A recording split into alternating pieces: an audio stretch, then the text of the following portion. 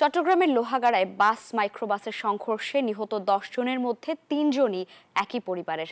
তাদের বাড়ি কুষ্টিয়া সদরে। নিহতদের বাড়িতে চলছে শোকের মাতম। সেখান থেকে বিস্তারিত জানাতে যুক্ত হচ্ছেন সহকর্মী মাহতাবউদ্দিন লালন। লালন, একই পরিবারের 3 জন সদস্য নিহত হয়েছেন। পুরো পরিবারেরই তো ঈদের আনন্দ বিষাদে পরিণত হয়েছে। পরিবারটির সঙ্গে কথা হয়েছে কিনা, আপনার কি বলছেন তারা?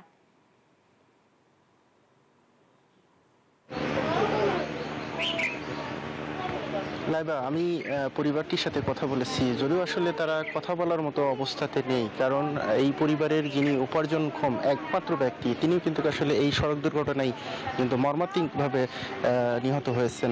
আমি পরিবারের সাথে কথা বলে যতটুকু জেনেছি যে এই আশিস কুমার মণ্ডল, যিনি কুষ্টিয়াতে স্থানীয় একটি প্রতিষ্ঠানে কর্মরত ছিলেন, তিনি সহ তার বোন জামাই সহ এবং তার বোন ভাগিনা সহ ভাস্তা সহ তারা কিন্তু ঈদের ছুটিতে কক্সবাজারের উদ্দেশ্যে আসলে রওনা হয়েছিলেন এবং প্রতিমধ্যেই কিন্তু চট্টগ্রামের লোহাগড়াতে বান্ডেল থাকলে প্রতি সেনমানিতে টাকা বাঁচবে।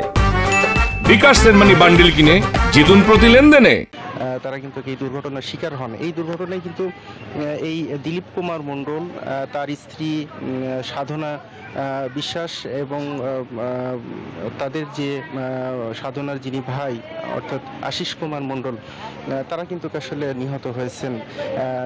আহত হয়েছেন দিলীপ এবং সাধনা দম্পতির 6 বছর বয়সী মেয়ে আরাধ্যা এবং আশিসের ভাইয়ের ছেলে দুর্জয়।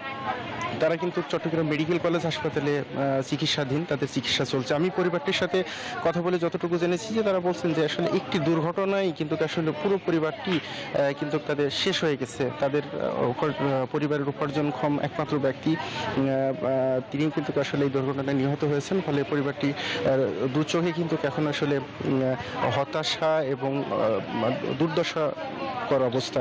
আমি আমি আমি আসলে তাদের সাথে কথা বলে যতটুকু জেনেছি যে তারা বলছেন যে এই ধরনের দুর্ঘটনা যাতে আর ভবিষ্যতে কোনো পরিবারের সাথে না ঘটে, এই দাবিটা তারা করছেন। তো এই ছিল আমার কাছে সর্বশেষ কুষ্টিয়া থেকে। লালন, ধন্যবাদ আপনাকে।